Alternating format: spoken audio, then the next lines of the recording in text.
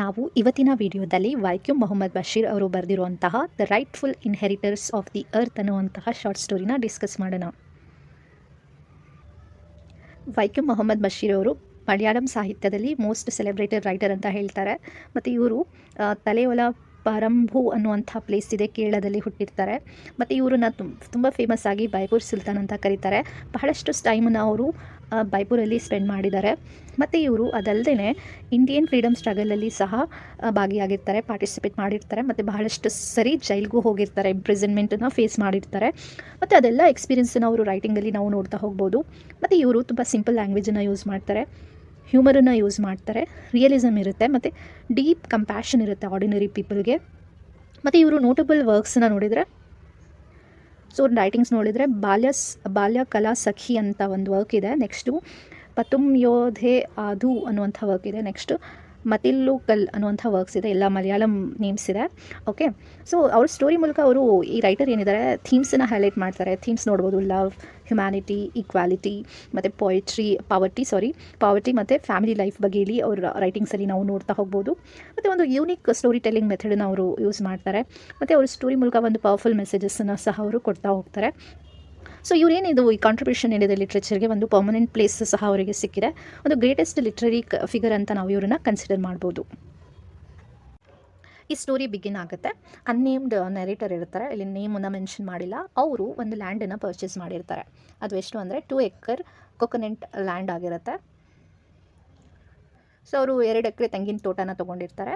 So life secure ಆಗಲಿ ಅನ್ನುವಂಥ ಉದ್ದೇಶದಿಂದ ಅವರು ತೊಗೊಂಡಿರ್ತಾರೆ. ಅದರಲ್ಲಿ ಬಹಳಷ್ಟು ಕೊಕೊನೆಟ್ ಟ್ರೀಸ್ಗಳಿರುತ್ತೆ. ಸೊ ಅದರಿಂದ ಒಂದು ಒಳ್ಳೆ ಇನ್ಕಮ್ ಸಿಗುತ್ತೆ ಅನ್ನುವಂಥ ಉದ್ದೇಶದಿಂದ ಅವರು ಪರ್ಚೇಸ್ ಮಾಡಿರ್ತಾರೆ. ಮತ್ತು ಅದರಲ್ಲಿ ಒಂದು ಹಳೆ ಮನೆ ಇರುತ್ತೆ, ಒಂದು ಬಾವಿ ಇರುತ್ತೆ, ಫ್ರೆಶ್ ನೀರು ಸಿಗ್ತಾ ಇರುತ್ತೆ. ಮತ್ತು ಅಲ್ಲಿ ಬಹಳಷ್ಟು ಹಣ್ಣಿನ ಗಿಡಗಳು ಸಹ ಇರುತ್ತೆ. ಮತ್ತು ಟಿಂಬರ್ ಟ್ರೀಸು ಇರುತ್ತೆ, ಮ್ಯಾಂಗೋ ಟ್ರೀ ಇರುತ್ತೆ, ಜಾಕ್ ಫ್ರೂಟ್ ಟ್ರೀ ಇರುತ್ತೆ, ಗುವಾವಾ ಟ್ರೀ ಇರುತ್ತೆ, ಕ್ಯಾಶ್ಯೂ, ಸಫೋಡಿಲಾ ಟ್ರೀಸ್ ಇರುತ್ತೆ, ಕಸ್ಟರ್ಡ್ ಆ್ಯಪಲ್ ಟ್ರೀಸ್ ಇರುತ್ತೆ, ಮತ್ತು ಟೀಕ್ ಟ್ರೀ ಇರುತ್ತೆ, ಪೈನ್ ಟ್ರೀ ಇರುತ್ತೆ. ಸೊ ಆ ಟ್ರೀಯಲ್ಲೆಲ್ಲ ಬಹಳಷ್ಟು ಟ್ರೀಸ್ಗಳು ಆ ಲ್ಯಾಂಡಲ್ಲಿ ಇರುತ್ತೆ ಅನ್ನೋದು ನೋಡ್ಬೋದು. ಮತ್ತು ಆ ಪ್ರಾಪರ್ಟಿ ಏನಿದೆ, ಒಂದು ಫೆನ್ಸಸ್ನ ಹಾಕೋ ಮೂಲಕ ಪ್ರೊಟೆಕ್ಟ್ ಮಾಡಿದ್ದಾರೆ. ಒಂದು ಸ್ಟ್ರಾಂಗ್ ಗೇಟ್ ಇದೆ, ಮತ್ತು ಫ್ಲವರಿಂಗ್ ಪ್ಲಾಂಟ್ಸ್ ಇದೆ. ಓಕೆ, ಮತ್ತು ಆ ನೆರೇಟರ್ ಒಂದು ನಾಯಿನ ಸಾಕಿದ್ದಾರೆ, ಫೇತ್ಫುಲ್ ಡಾಗ್ ಆಗಿರುತ್ತೆ. ಮತ್ತು ಅವ್ರ ಹೆಂಡತಿ ಮಕ್ಕಳ ಜೊತೆ ಅವರು ಅಲ್ಲಿ ವಾಸವಾಗಿದ್ದಾರೆ. ಅದ್ರ ಜೊತೆಗೆ ಕೌಸ್ ಇದೆ, ಓಕೆ, ಗೋಟ್ಸ್ ಇದೆ, ಹೆನ್ಸ್ ಇದೆ, ಕೋಳಿ, ಬೆಕ್ಕು. ಸೊ ಎಲ್ಲ ಈ ಪ್ರಾಣಿಗಳೇನಿದೆ ಅಲ್ಲಿ ವಾಸವಾಗ್ತಿರ್ತವೆ. ಓಕೆ, ಆ ಲ್ಯಾಂಡಲ್ಲಿ ಅವರು ಬದುಕ್ತಾ ಇರ್ತವೆ. ಓಕೆ, ನರೇಟರು ತುಂಬ ಕೇರನ್ನು ತೊಗೊಳ್ತಾರೆ ಕೊಕೊನೆಟ್ ಟ್ರೀಸ್ ಬಗ್ಗೆ ಅವರು.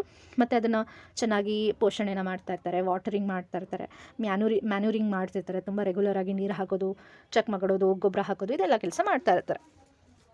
ಸೊ ಟ್ರೀಸ್ ಎಲ್ಲ ಏನಾಗುತ್ತೆ, ಚೆನ್ನಾಗಿ ಬೆಳೆದ್ಬಿಟ್ಟು ಹೆಲ್ತಿ ಕೊಕೊನೆಟ್ನ, ಒಳ್ಳೆ ತೆಂಗಿನಕಾಯಿಗಳನ್ನು ಕೊಡ್ತಾ ಇರುತ್ತೆ. ಸೊ ಫ್ಯಾಮಿಲಿ ಏನಾಗುತ್ತೆ ಅಂದರೆ ಒಂದು ಹೋಪ್ಫುಲ್ ಭರವಸೆನ ಇಟ್ಕೊಳ್ತಾರೆ, ನಮ್ಮ ಫ್ಯೂಚರ್ ಚೆನ್ನಾಗಾಗುತ್ತೆ, ಇದರಿಂದ ಒಳ್ಳೆ ಇನ್ಕಮ್ ಆಗುತ್ತೆ ಅಂತ ಎಲ್ಲರೂ ಆಸೆ ಇಟ್ಕೊಂಡಿರ್ತಾರೆ. ಸೊ ಗೌರ್ಮೆಂಟ್ ಏನು ಮಾಡಿದೆ, ಅವರಿಗೆ ಲೀಗಲ್ ಓನರ್ಶಿಪ್ಪನ್ನು ಕೊಟ್ಟುಬಿಟ್ಟಿದೆ. ಓಕೆ, ಲೀಗಲಿ ಅಂತ ಅಂದರೆ ಒಂದು ಓನರ್ಶಿಪ್ಪನ್ನು ಕೊಟ್ಬಿಟ್ಟಿದೆ. ಈ ಲ್ಯಾಂಡ್ ನಿಮಗೆ ಸೇರಿದ್ದು ಅಂತ ಹೇಳಿ ಒಂದು ಲೀಗಲ್ ಓನರ್ಶಿಪ್ನ ಅವ್ರಿಗೆ ಕೊಟ್ಟಿದೆ. ಆದರೆ ಅವರು ನರೇಟರ್ ಏನಿದ್ದಾರೆ, ಆದರೂ ಸಹ ಅವರು ಯೋಚನೆ ಮಾಡ್ತಾ ಇದ್ದಾರೆ, ಈ ಲ್ಯಾಂಡು ನಿಜವಾಗ್ಲೂ ನನಗೆ ಸೇರಿರೋದಾ, ನಾನೇ ಈ ಲ್ಯಾಂಡಿಗೆ ಓನರಾ ಅಂತ ಒಂದು ಅವರು ಯೋಚನೆನ ಮಾಡ್ತಾ ಇರ್ತಾರೆ ಅನ್ನೋದು ಈ ಸ್ಟೋರಿಯಲ್ಲಿ ನೋಡ್ಬೋದು. ಸೊ ನರೇಟರಲ್ಲಿ ಅಬ್ಸರ್ವ್ ಮಾಡೋದಕ್ಕೆ ಸ್ಟಾರ್ಟ್ ಮಾಡ್ತಾರೆ. ಮೆನಿ ಕ್ರಿಯೇಚರ್ಸ್, ಬಹಳಷ್ಟು ಪ್ರಾಣಿಗಳು ಆ ಲ್ಯಾಂಡನ್ನು ಫ್ರೀಯಾಗಿ ಯೂಸ್ ಮಾಡ್ತಾ ಇದ್ದಾರೆ. ಲೈಕ್ ಬರ್ಡ್ಸ್ ಏನಿದ್ದಾವೆ, ಹಕ್ಕಿಗಳೇನಾಗಿದ್ದಾವೆ, ನೆಸ್ಟನ್ನು ಕಟ್ತಾ ಇದ್ದಾವೆ, ಬಟರ್ಫ್ಲೈಸ್ ಡೆಕೋರೇಟ್ ಮಾಡ್ತಿದ್ದಾವೆ ಗಾರ್ಡನನ್ನು, ಕ್ರೌಸ್ ಏನು ಮಾಡಿದ್ದಾವೆ, ಕಾಗೆಗಳು ಏನು ಮಾಡ್ತಿದ್ದಾವೆ, ಅಲ್ಲಿರುವಂಥ ಫುಡ್ಡನ್ನು ಸ್ಟೀಲ್ ಮಾಡ್ತಾ ಇದ್ದಾವೆ, ಸ್ಕ್ವಿರಲ್ಸು ಏನು ಅಳಿಲು ಏನು ಫ್ರೂಟ್ಸನ್ನು ತಿಂತಾ ಇದ್ದಾವೆ, ಮಂಗೂಸ್ ಏನು ಇರ್ತವೆ ಅದು ಪಾಟ್ರಿನ ಹಂಟ್ ಮಾಡ್ತಾ ಇದೆ, ಅಟ್ಯಾಕ್ ಮಾಡ್ತಾ ಇದೆ. ನೆಕ್ಸ್ಟ್ ಅದಲ್ಲದೆ ಜಾಕಲ್ಸ್ ಅಟ್ಯಾಕ್ ಮಾಡ್ತಿದ್ದಾವೆ ಹೆನ್ಸ್ ಮೇಲೆ, ಕೋಳಿಗಳಿಗೆಲ್ಲ ಜಾಕಲ್ಸ್ ಅಟ್ಯಾಕ್ ಮಾಡ್ತಿದ್ದಾವೆ. ಜಾಕಲ್ಸ್ ಅಂತ ಹೇಳಿದರೆ ನರಿಗಳು ಅಟ್ಯಾಕ್ ಮಾಡ್ತಿದ್ದಾವೆ, ಕೋಳಿದ ಮೇಲೆಲ್ಲ ಅಟ್ಯಾಕ್ ಮಾಡ್ತಿದ್ದಾವೆ. ಬ್ಯಾಟ್ಸ್ ಇದ್ದಾವೆ ಅಲ್ಲಿ, ಅದೆಲ್ಲ ಏನು ಮಾಡ್ತಿದ್ದಾವೆ ಅಂತ ಹೇಳಿದರೆ ಕೊಕೊನೆಟ್ ವಾಟರ್ನ ಕುಡಿತಾ ಇದ್ದಾವೆ. ಸೊ ಅಲ್ಲಿ ಮೆನಿ ಇನ್ಸೆಕ್ಟ್ಸ್ ಇದ್ದಾವೆ, ಹುಳಗಳಿದ್ದಾವೆ. ಸೊ ಅವ್ರ ಪ್ರಾಪರ್ಟಿಯಲ್ಲಿ ಇಷ್ಟೊಂದು ಪ್ರಾಣಿಗಳು ವಾಸ ಮಾಡ್ತಿದ್ದಾರೆ ಅನ್ನೋದು ನರೇಟರ್ ನೋಡ್ತಾರೆ. ಸೊ ಇವರು ಬಿಲೀವ್ಸ್ ಮಾಡ್ತಾರೆ, ನರೇಟರ್ ನಂಬ್ತಾರೆ ಏನಂದರೆ, ಈ ಕ್ರಿಯೇಚರ್ಸ್ ಏನಿದ್ದಾವೆ living on the earth long before human beings, ಅಂದರೆ ಮನುಷ್ಯರು ಹುಟ್ಟೋಕ್ಕಿಂತ ಮುಂಚೆನೇ, ಮನುಷ್ಯರ ಅಸ್ತಿತ್ವಕ್ಕಿಂತ ಮುಂಚೆನೇ ಈ ಪ್ರಾಣಿಗಳು ಎಲ್ಲ ಈ ಭೂಮಿಯ ಮೇಲೆ ವಾಸ ಮಾಡ್ತಿರ್ತಾರೆ. ಸೊ ಅವರು they too are inheritors of the earth, ಅಂದರೆ ಅವರು ನಿಜವಾಗ್ಲೂ ಈ ಲ್ಯಾಂಡ್ ಅವ್ರಿಗೂ ಸೇರಿರೋದು, ಅವ್ರಿಗೂ ಈ ಲ್ಯಾಂಡ್ ಮೇಲೆ ಬದುಕುವ ಹಕ್ಕಿದೆ ಅನ್ನುವಂಥದ್ದು ನರೇಟರ್ಗೆ ತುಂಬ ಚೆನ್ನಾಗಿ ಅರ್ಥ ಆಗಿರುತ್ತೆ. ಸೊ ಒಂದಿನ ಏನಾಗುತ್ತೆ, ಆಫ್ಟರ್ನೂನ್ ಆಗಿರುತ್ತೆ, ಮಧ್ಯಾಹ್ನ ಟೈಮ್ ಆಗಿರುತ್ತೆ, ಕೋಬ್ರಾ ಬಂದುಬಿಡುತ್ತೆ, ಒಂದು ಹಾವು ಬಂದುಬಿಡುತ್ತೆ. ಸೊ ಲ್ಯಾಂಡ್ ಒಳಗಡೆ ಬಂದುಬಿಡುತ್ತೆ. ಆ ನಾಯಿ ಏನು ಮಾಡುತ್ತೆ, ಕಂಟಿನ್ಯೂಸ್ ಆಗಿ ಬೊಗಳ್ತಾ ಇರುತ್ತೆ. ಸೊ ಅಲ್ಲಿರುವಂತಹ ಕೋಳಿಗಳೆಲ್ಲ ಪ್ಯಾನಿಕ್ ಆಗ್ತಿರ್ತವೆ, ಗಾಬರಿ ಆಗ್ತಾ ಇರ್ತವೆ. ಸೊ ನರೇಟರ್ ನ್ಯಾರೋಲಿ ಎಸ್ಕೇಪ್ ಆಗಿಬಿಡ್ತಾರೆ. ಇನ್ನೇನು ಸ್ನೇಕ್ ಮೇಲೆ, ಹಾವು ಮೇಲೆ ಕಾಲಿಡಬೇಕಿತ್ತು, ಆರಾಮಾಗಿ ಎಸ್ಕೇಪ್ ಆಗಿಬಿಡ್ತಾರೆ. ಸೊ ಕೋಬ್ರಾ ಅನ್ನೋದು ತುಂಬ ಪಾಯ್ಸನಸ್ ಆಗಿರುತ್ತೆ, ತುಂಬ ವಿಷಕಾರಿ ಹಾವಾಗಿರುತ್ತಲ್ವ. ಸೊ ಅದನ್ನು ಅವರು ನರೇಟರ್ ಸಾಯಿಸೋದಕ್ಕೆ ಒಪ್ಕೊಳ್ಳೋದಿಲ್ಲ, ರಿಫ್ಯೂಸ್ ಮಾಡ್ತಾರೆ. ಅದನ್ನು ಸಾಯಿಸಬಾರ್ದು ಅಂತ ಅವರು ಅಂದ್ಕೊಳ್ತಾರೆ. ಯಾಕಂದರೆ ಅದು ಸಹ ಒಂದು ದೇವರಿನ ಸೃಷ್ಟಿಯಾಗಿದೆ ಅಲ್ವಾ, ಕ್ರಿಯೇಷನ್ ಅಲ್ವಾ, ಅದಕ್ಕೂ ಈ ಭೂಮಿ ಮೇಲೆ ಬದುಕುವ ಹಕ್ಕಿದೆ ಅಲ್ವಾ ಅಂತ ನರೇಟರ್ ಏನು ಮಾಡ್ತಾರೆ, ಅದನ್ನು ಸಾಯಿಸೋದಿಲ್ಲ. ಸೊ ಫೈನಲಿ ಆ ಹಾವೇನಾಗುತ್ತೆ, ಫೈನಲಿ ಹೊಲದಿಂದ ಅಥವಾ ಫೆನ್ಸಿಂದ ಹೋಗ್ಬಿಡುತ್ತೆ, ಆ ಲ್ಯಾಂಡಿಂದ ಹೊರಗಡೆ ಹೋಗ್ಬಿಡುತ್ತೆ ಅನ್ನೋದು ನೋಡ್ಬೋದು. ಸೊ ಹಾವು ಬಂದಿರುವಂಥ ವಿಷಯ ಅವ್ರ ವೈಫಿಗೆ ಗೊತ್ತಾಗುತ್ತೆ. ಅವ್ರ ವೈಫ್ ಕೇಳ್ತಾರೆ, ಅದನ್ನು ಸಾಯಿಸಿದ್ದೀರಾ ಇಲ್ವಾ ಅಂತ ಕೇಳ್ತಾರೆ. ಸೊ ನರೇಟರ್ ಹೇಳ್ತಾರೆ ಇಲ್ಲ ಅಂತ ಹೇಳ್ತಾರೆ. ಅವರು ಆರ್ಗ್ಯೂ ಮಾಡೋದಕ್ಕೆ ಸ್ಟಾರ್ಟ್ ಮಾಡ್ತಾರೆ. ಅಂಥ ಒಂದು ಡೇಂಜರಸ್ ವಿಷಕಾರಿ ಹಾವನ್ನು ಹಾಗೆ ಹೋಗೋದಕ್ಕೆ ಬಿಟ್ಟಿದ್ದೀರಲ್ಲ, ಅದೇನಾದರೂ ಮಕ್ಕಳನ್ನ ಕಡ್ದಿದ್ರೆ ಏನು ಮಾಡ್ತಿದ್ರಿ ಅಲ್ವಾ ಅಂತ ಕೇಳ್ತಾರೆ ಅವರು. ಓಕೆ, ಆವಾಗ ನರೇಟರ್ ಅವರು ರಿಪ್ಲೈ ಮಾಡ್ತಾರೆ, ಲೈಕ್ ಏನು ಕ್ರಿಯೇಚರ್ಸ್ ಇದ್ದಾವೆ, ಲೈಕ್ ಸ್ನೇಕ್ಸು, ಎಲಿಫೆಂಟ್ಸು, ಲಯನು, ಟೈಗರ್ಸ್, ಕ್ರಾಕೊಡೈಲ್ಸ್ ಮತ್ತು ಬಿಯರ್ಸ್, ಇವೆಲ್ಲ ಏನಿದೆ ಇದಕ್ಕೂ ದೇವ್ರ ಸೃಷ್ಟಿ ಮಾಡಿರ್ತಾನೆ, ಒಂದು ಪರ್ಪಸ್ಸಿಗೆ ಸೃಷ್ಟಿ ಮಾಡಿರ್ತಾನೆ. ಅವ್ರಿಗೂ ನಮ್ಮ ಥರ ಈ ಭೂಮಿ ಮೇಲೆ ಬದುಕುವ ಹಕ್ಕಿದೆ ಅಂತ ನರೇಟರ್ ಅವರಿಗೆ ಅರ್ಥ ಮಾಡಿಸ್ತಾರೆ. ಸೊ ಅದನ್ನು ನಾವು ವಿಥೌಟ್ ಕಿಲ್ಲಿಂಗ್, ಅಂದರೆ ಅವ್ರನ್ನ ಸಾಯಿಸ್ತೇನೆ ನಾವು ಬದುಕಬೇಕು. ನಾವು ಅದಕ್ಕೆ ಯಾವುದೇ ರೀತಿ ಹಾನಿ ಮಾಡಬಾರ್ದು, ಯಾವುದೇ ರೀತಿ ಅವರಿಗೆ ತೊಂದರೆ ಕೊಡಬಾರ್ದು. ಅದಕ್ಕೂ ಈ ಲ್ಯಾಂಡ್ ಮೇಲೆ, ಈ ಭೂಮಿ ಮೇಲೆ ಬದುಕುವ ಹಕ್ಕಿದೆ ಅಂತ ಇವರು ನರೇಟರ್ ಹೇಳ್ತಾರೆ.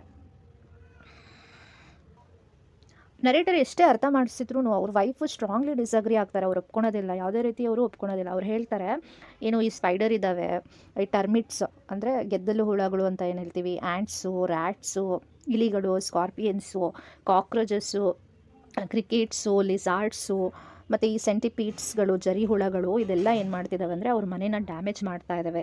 ಮತ್ತು ಬುಕ್ಸ್ ಎಲ್ಲ ಹಾಳಾಗ್ತಾ ಇದ್ದಾವೆ, ಬಟ್ಟೆಗಳೆಲ್ಲ ಹಾಳಾಗ್ತಾ ಇದ್ದಾವೆ, ಮತ್ತು ಈ ಎಲೆಕ್ಟ್ರಿಕ್ ವೈರ್ಸ್ಗಳನ್ನೆಲ್ಲ ಕಡಿತಾ ಇದ್ದಾವೆ, ನಮ್ಮ ಲೈಫನ್ನು ತುಂಬ ಕಷ್ಟ ಮಾಡ್ತಿದ್ದಾವೆ ಇವೆಲ್ಲ ಅಂತ ಹೇಳಿ ಅವ್ರ ವೈಫು ಕಂಪ್ಲೇಂಟ್ ಮಾಡ್ತಾಳೆ. ಸರ್ಕ್ಯಾಸ್ಟಿಕಲಿ ಅವರು ಹೇಳ್ತಾರೆ. ಮತ್ತು ಅವ್ರು ಹೇಳ್ತಾರೆ, ಇವನ್ನೆಲ್ಲ ನಾವು ವರ್ಷಿಪ್ ಮಾಡಬೇಕಾ, ಇವರನ್ನೆಲ್ಲ ನಾವು ಪೂಜೆ ಮಾಡಬೇಕಾ, ನಮ್ಮ ಲೈಫನ್ನು ಎಷ್ಟು ತೊಂದರೆ ಮಾಡ್ತಿದ್ದಾವೆ, ಇದನ್ನೆಲ್ಲ ನಾವು ವರ್ಷಿಪ್ ಮಾಡಬೇಕಾ ಅಂತ ಅವರು ಗಂಡನ ಜೊತೆ ಆರ್ಗ್ಯುಮೆಂಟನ್ನ ಮಾಡ್ತಾರೆ. ಸೊ ಇಲ್ಲಿ ನರೇಟರ್ ಆನ್ಸರ್ ಮಾಡ್ತಾರೆ. ಸೊ ನರೇಟರ್ ಆನ್ಸರ್ ಮಾಡಿ ಹೇಳ್ತಾರೆ, ಅವರು ವರ್ಷಿಪ್ ಮಾಡಲ್ಲ, ಅನಿಮಲ್ಸ್ನ ವರ್ಷಿಪ್ ಮಾಡಲ್ಲ, ಆದರೆ ಅವರು ಎಲ್ಲ ರೀತಿ ಅನಿಮಲ್ಸ್ ಏನಿದ್ದಾವೆ ಅದಕ್ಕೆ ರೆಸ್ಪೆಕ್ಟನ್ನು ಕೊಡ್ತಾರೆ, ಗೌರವನ ಕೊಡ್ತಾರೆ. ಸೊ ಅದನ್ನೆಲ್ಲ ದೇವರೇ ಕ್ರಿಯೇಟ್ ಮಾಡಿರೋದು. ಯಾವ ರೀತಿ ನಮ್ಮನ್ನು ದೇವ್ರು ಕ್ರಿಯೇಟ್ ಮಾಡಿದಾರೋ ಕ್ರಿಯೇಚರ್ಸ್ ಏನಿದ್ದಾವೆ ಅವ್ರಿಗೂ ಸಹ ದೇವರೇ ಕ್ರಿಯೇಟ್ ಮಾಡಿದ್ದಾರೆ.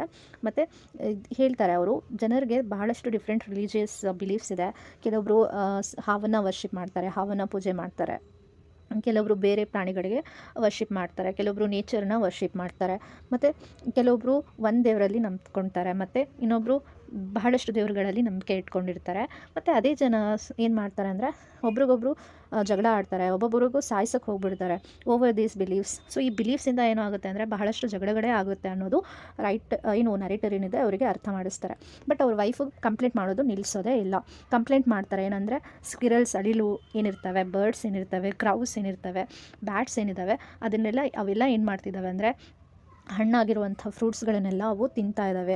ಮತ್ತು ನಮ್ಮ ಫ್ಯಾಮಿಲಿನ ನಾವು ತಿನ್ನೋಕ್ಕಿಂತ ಮುಂಚೆ ಅವುಗಳೇ ತಿಂದು ಎಲ್ಲ ಹಾಳು ಮಾಡ್ತಿದ್ದಾವೆ ಅಂತ ಅವರು ಕಂಪ್ಲೇಂಟ್ ಮಾಡ್ತಾರೆ.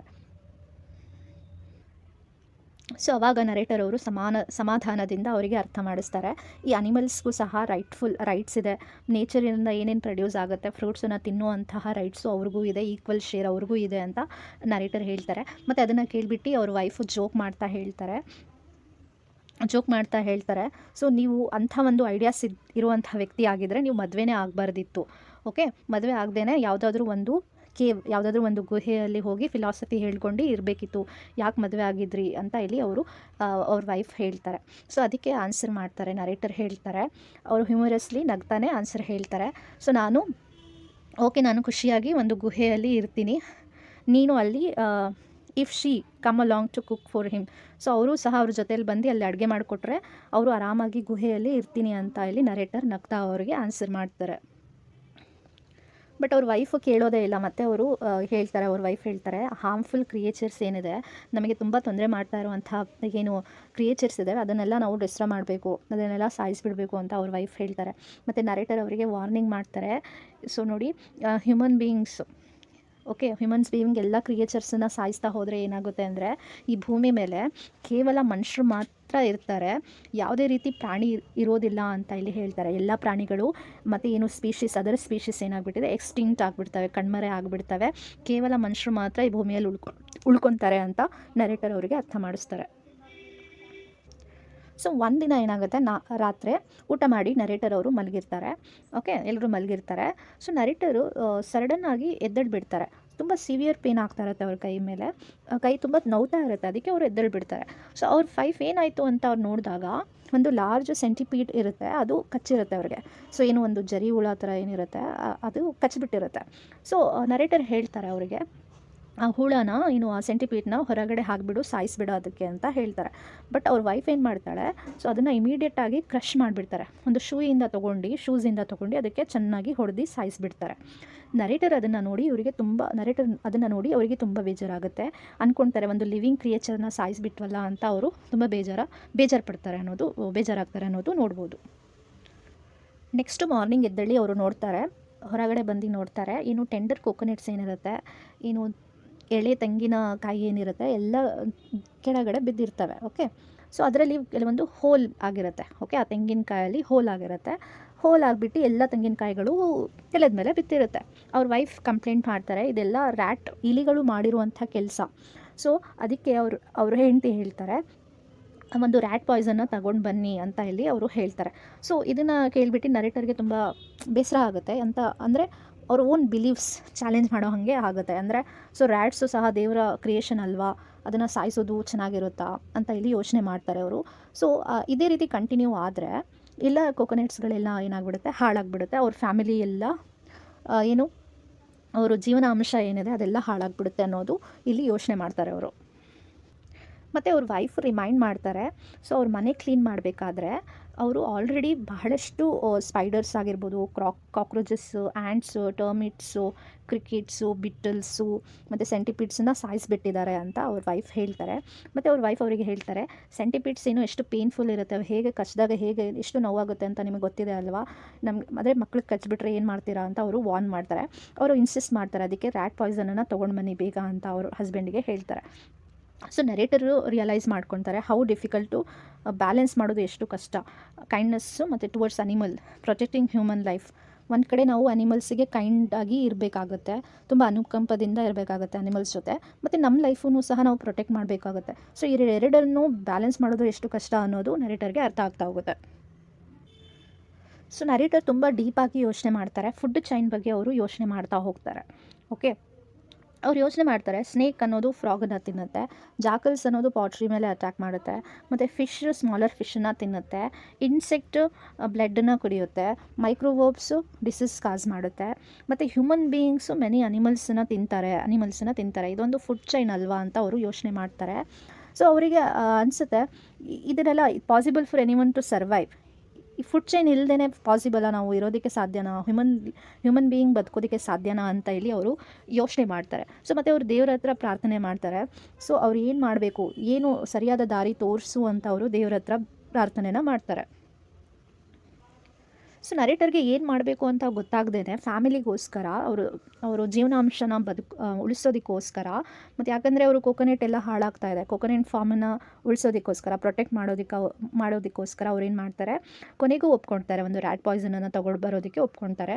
ಮತ್ತು ಅವರು ಕ್ಷಮೆಯನ್ನು ಕೇಳ್ತಾರೆ, ರ್ಯಾಟ್ಸನ್ನ ಕ್ಷಮೆ ಕೇಳ್ತಾರೆ, ಮತ್ತು ದೇವರ ಹತ್ರ ಕ್ಷಮೆಯನ್ನು ಕೇಳ್ತಾರೆ.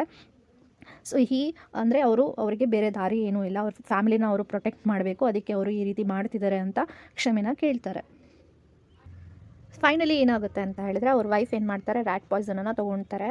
ಓಕೆ, ಮತ್ತು ತುಂಬ ಕಷ್ಟಪಟ್ಟು ಅವರು ರ್ಯಾಟ್ ಪಾಯ್ಸನನ್ನು ತೊಗೊಂಡು ಬರ್ತಾರೆ. ಯಾಕಂದರೆ ಗೌರ್ಮೆಂಟು ರಿಸ್ಟ್ರಿಕ್ಷನ್ ಮಾಡಿರ್ತಾರೆ, ಸೊ ಪ್ರಿವೆಂಟ್ ಮಾಡಿರ್ತಾರೆ, ರ್ಯಾಟ್ ಪಾಯ್ಸನ್ನ ಸೆಲ್ ಮಾಡೋದಕ್ಕೆ ಪ್ರಿವೆಂಟ್ ಮಾಡಿರ್ತಾರೆ. ಯಾಕೆ ಅಂದರೆ ಬಹಳಷ್ಟು ಜನ ಆತ್ಮಹತ್ಯೆ ಮಾಡ್ಕೊತಾರಲ್ವ, ಅದರಿಂದ ಸೂಸೈಡ್ ಮಾಡ್ಕೊತಾರೆ ಅಂತ ಹೇಳಿಬಿಟ್ಟು ಗೌರ್ಮೆಂಟ್ ಅದ್ರ ಮೇಲೆ ರೆಸ್ಟ್ರಿಕ್ಷನ್ ಹಾಕಿರುತ್ತೆ. ಸೊ ಇವ್ರ ವೈಫ್ ತುಂಬ ಡಿಫಿಕಲ್ಟಿಯಿಂದ ರ್ಯಾಟ್ ಪಾಯ್ಸನನ್ನು ಹೇಗೋ ತೊಗೊಂಡು ಬಂದಮೇಲೆ ಏನು ಮಾಡ್ತಾರೆ ಅಂದರೆ, ಅವರು ಏನು ಫುಡ್ ಇರುತ್ತೆ ಅದರಲ್ಲಿ ಮಿಕ್ಸ್ ಮಾಡ್ತಾರೆ, ರ್ಯಾಟ್ ಪಾಯ್ಸನನ್ನು ಅದರಲ್ಲಿ ಮಿಕ್ಸ್ ಮಾಡಿಬಿಟ್ಟು ಎಲ್ಲ ಕಡೆಯೂ ಅವರು ಇಡ್ತಾ ಹೋಗ್ತಾರೆ. ಮನೆಯಲ್ಲಿರುವಂಥ ಎಲ್ಲ ಪೊಸಿಷನ್ ಎಲ್ಲ ಕಡೆಯೂ ಎಲ್ಲ ಡೈರೆಕ್ಷನಲ್ಲೂ ಇಡ್ತಾ ಹೋಗ್ತಾರೆ. ಸೊ ಸ್ವಲ್ಪ ದಿನ ಆದಮೇಲೆ ಅವರು ನೋಡ್ತಾರೆ, ಹಂಡ್ರೆಡ್ಸ್ ಆಫ್ ರ್ಯಾಟ್ಸು, ಬಹಳಷ್ಟು ರ್ಯಾಟ್ಸ್ಗಳು ಏನಾಗಿದ್ದಾವೆ, ಸತ್ತಿ ಬಿದ್ದಿದ್ದಾವೆ. ಮತ್ತು ಅದ್ರ ಜೊತೆಗೆ ಇಲ್ಲಿ ಸೆವೆರಲ್ ಹೆನ್ಸ್, ಕೋಳಿಗಳು, ಸ್ಕ್ವಿರಲ್ಸ್ ಆಗಿರ್ಬೋದು, ಮತ್ತು ಒಂದು ಕ್ಯಾಟ್ ಆಕ್ಸಿಡೆಂಟ್ಲಿ ಅದು ತಿಂದ್ಬಿಟ್ಟಿದೆ, ರ್ಯಾಟ್ ಪಾಯ್ಸನ್ ಅನ್ನೋದನ್ನ ನೋಡ್ಬೋದು. ಅವುಗಳು ಸಹ ಸತ್ತು ಹೋಗಿದ್ದಾವೆ ಅನ್ನೋದು ನೋಡ್ಬೋದು. ಸೊ ಮನೆಯೆಲ್ಲ ಏನಾಗಿದೆ ಅಂದರೆ ತುಂಬ ಕೆಟ್ಟ ಸ್ಮೆಲ್ ಬರ್ತಾ ಇರುತ್ತೆ. ಇನ್ನು ರ್ಯಾಟ್ ಸತ್ತಿರುತ್ತೆ ಅಲ್ವಾ, ರ್ಯಾಟ್ ಸತ್ತಿರುವಂಥ ಇಲಿಗಳು ಸತ್ತಿರುವಂಥ ಸ್ಮೆಲ್ ಬರ್ತಾ ಇರುತ್ತೆ, ತುಂಬ ಕೆಟ್ಟ ಸ್ಮೆಲ್ ಬರ್ತಾ ಇರುತ್ತೆ.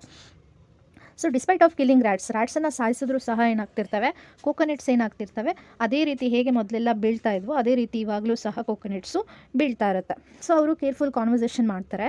ಸೊ ಅವರು ಡಿಸ್ಕವರ್ ಮಾಡ್ತಾರೆ, so real culprit so are bats.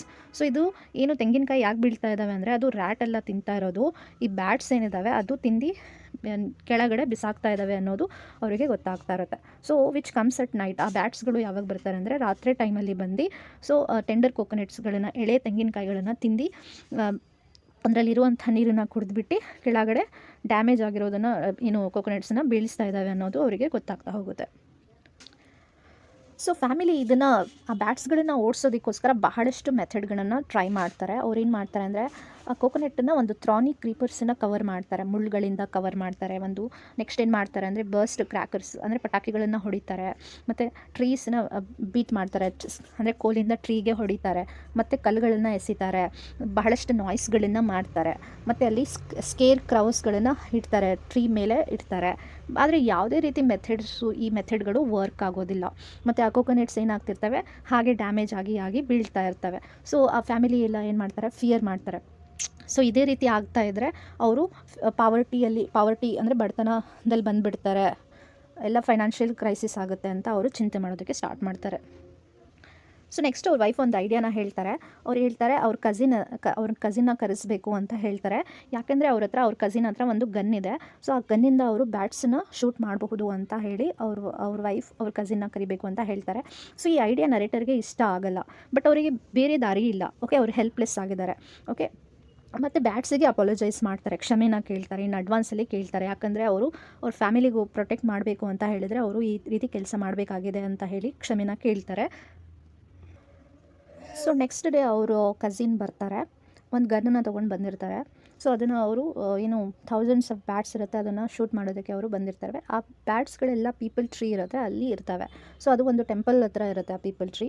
Okay, ಅಲ್ಲಿರುವಂಥ ಟೆಂಪಲ್ ಹತ್ರ ನಿವಾಸಿಗಳೇನಿರ್ತಾರೆ ಅದು ಅವರು ಅಪೋಸ್ ಮಾಡ್ತಾರೆ, ಈ ಪ್ಲ್ಯಾನ್ನ ಅಪೋಸ್ ಮಾಡ್ತಾರೆ. ಯಾಕಂದರೆ ಅವ್ರು ಬಿಲೀವ್ ಮಾಡ್ತಾರೆ, ಸೊ ಏನು ಈ ಬ್ಯಾಟ್ಸ್ ಇದೆ ಅದರಲ್ಲಿ ಅವ್ರ ಆತ್ಮಗಳಿರುತ್ತೆ, ಏನು ಅವರು ಆ್ಯನ್ಸೆಸ್ಟರ್ ಇರ್ತಾರೆ, ಪೂರ್ವಜಕರು ಇರ್ತಾರೆ, ಅವರು ಆತ್ಮಗಳು ಆಗಿ ಬ್ಯಾಟ್ಸ್ ಆಗಿರ್ತವೆ. ಅದಕ್ಕೆ ಅವರು ಅದನ್ನು ವಾಪಸ್ ಮಾಡ್ತಾರೆ. ಸೊ ಅವರು ವಾರ್ನ್ ಮಾಡ್ತಾರೆ, ಅದನ್ನು ಸಾಯಿಸಬೇಡಿ ಅಂತ ಹೇಳಿ ಹೇಳ್ತಾರೆ. ಅದೊಂದು ನೀವು ಹಾಗೆ ಮಾಡಿದರೆ ಅದೊಂದು ತುಂಬ ದೊಡ್ಡ ಪಾಪ ಮಾಡ್ತೀರಾ, ನೀವು ದೊಡ್ಡ ಪಾಪ ಮಾಡ್ದಂಗೆ, ಸಿನ್ ಅಂತ ಹೇಳ್ತಾರೆ. ಇಟ್ ಇಸ್ ಬಿ ಗ್ರೇಟೆಸ್ಟ್ ಸಿನ್ ಅಂತ ಅವರು ಹೇಳ್ತಾರೆ. ಸೊ ಶೂಟಿಂಗ್ ಪ್ಲ್ಯಾನ್ ಏನಿರುತ್ತೆ ಅದನ್ನು ಅಬಾಂಡನ್ ಮಾಡಿ ಅಂತ ಅವರು ಹೇಳ್ತಾರೆ. ಸೊ ಫೈನಲಿ ಅವರು ಜನ ಎಲ್ಲ ಹೇಳಿರೋ ಹಾಗೆ ಅವ್ರು ಏನು ಮಾಡ್ತಾರೆ, ಶೂಟಿಂಗ್ ಪ್ಲ್ಯಾನ್ನ ಅವರು ಕ್ಯಾನ್ಸಲ್ ಮಾಡ್ತಾರೆ. ಸೊ ಸ್ಟೋರಿ ಎಂಡಿಂಗ್ನಲ್ಲಿ ನರೇಟರ್ ಏನು ಮಾಡ್ತಾರೆ, ಸೂಪರ್ಸ್ಟಿಷನ್ ಬಿಲೀವ್ ಏನಿರುತ್ತೆ ಅದನ್ನು ಅವರು ರಿಜೆಕ್ಟ್ ಮಾಡ್ತಾರೆ. ಸೂಪರ್ಸ್ಟಿಷನ್ ಬಿಲೀವ್ ಅಂತ ಹೇಳಿದರೆ bats are not the souls of dead people ಅಂತ ಅವರು ಹೇಳ್ತಾರೆ. ಸೊ ಬ್ಯಾಟ್ಸ್ ಏನಿದೆ ಇದು ಅವು ಸತ್ತಿರುವಂಥ ಮನುಷ್ಯರ ಸೋಲ್ ಅಲ್ಲ, ಆತ್ಮಗಳಲ್ಲ, ಅವು ಒಂದು ಜೀವಿ ಅಷ್ಟೇ ಅಂತ ಅವರು ಅರ್ಥ ಮಾಡ್ಕೊಳ್ತಾರೆ. ಅದು ಒಂದು ಲಿವಿಂಗ್ ಕ್ರಿಯೇಚರ್ ಇದೆ, ಮತ್ತು ಅದು ಡಿಸರ್ವ್ ಮಾಡುತ್ತೆ ಎಕ್ಸಿಸ್ಟ್, ಅಂದರೆ ಈ ಭೂಮಿ ಮೇಲೆ ಬದುಕುವ ಹಕ್ಕಿದೆ ಅದಕ್ಕೆ ಅಂತ ಅವರು ಎಕ್ಸೆಪ್ಟ್ ಮಾಡ್ತಾರೆ. ಸೊ ಅವರು ಫೈನಲಿ ನರೇಟರ್ ಹೇಳ್ತಾರೆ, bats also have A rightful share, ಅಂದರೆ ಈ ಭೂಮಿಯಲ್ಲಿ ಬದುಕುವ ಹಕ್ಕು ಅದಕ್ಕೂ ಇದೆ ಅಂತ ಅವರು ಹೇಳ್ತಾರೆ. Humans can use whatever fruits remain, but the bats to have a claim over the nature's gift. So ಈ ಪ್ರಕೃತಿ ಏನು ಒಂದು ಗಿಫ್ಟ್ಸ್ ಏನಿದೆ, ಈ ಫ್ರೂಟ್ಸ್ ಏನಿದೆ ಅದ್ರ ಮೇಲೆ ಕೇವಲ ಮನುಷ್ಯನ ಅಧಿಕಾರ ಅಷ್ಟೇ ಅಲ್ಲ, ಸೊ ಎಲ್ಲ ರೀತಿಯ ಪ್ರಾಣಿಗೂ ಅದ್ರ ಮೇಲೆ ಅಧಿಕಾರ ಇರುತ್ತೆ ಅಂತ ಇಲ್ಲಿ ನರೇಟರ್ ಹೇಳ್ತಾರೆ.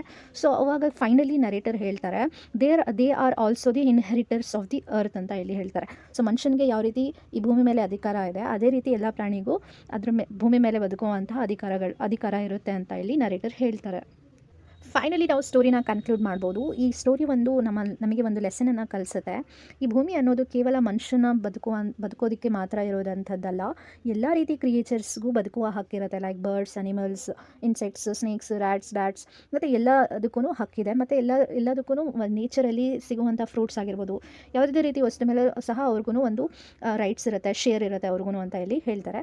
ತುಂಬ ಈ ಸ್ಟೋರಿ ಒಂದು ತುಂಬ ಬ್ಯೂಟಿಫುಲಿ ಒಂದು ಕಾನ್ಫ್ಲಿಕ್ಟನ್ನು ಇಲ್ಲಿ ಹೇಳಿದ್ದಾರೆ.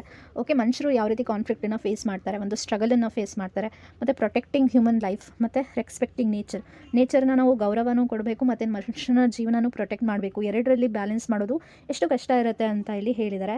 ಮತ್ತು ಇಲ್ಲಿ ಕಾನ್ವರ್ಸೇಷನನ್ನು ನಾವು ನೋಡ್ಬೋದು, ನರೇಟರ್ ಮತ್ತು ಅವರು ಪ್ರಾಕ್ಟಿಕಲ್ ವೈಫ್. ಸೊ ನರೇಟರ್ ಅನ್ನೋದು ಇಲ್ಲಿ ಡೀಪ್ಲಿ ಅಂದರೆ ನೇಚರಿಗೆ ತುಂಬ ರೆಸ್ಪೆಕ್ಟ್ ಮಾಡ್ತಾರೆ, ಎಲ್ಲ ಅನಿಮಲ್ಸ್ಗೂ ಬದುಕುವ ಹಕ್ಕಿದೆ ಅನ್ನೋದು ಯೋಚನೆ ಮಾಡ್ತಾರೆ. ಆದರೆ ಅವ್ರ ವೈಫ್ ಏನು ಯೋಚನೆ ಮಾಡ್ತಾರೆ ಅಂದರೆ, ಸೊ ಅದರಿಂದ ಅನಿಮಲ್ಸಿಂದ ಆಗ್ತಾ ಇರುವಂಥ ತೊಂದರೆ ಬಗ್ಗೆ ಅವರು ಮಾತಾಡ್ತಾರೆ.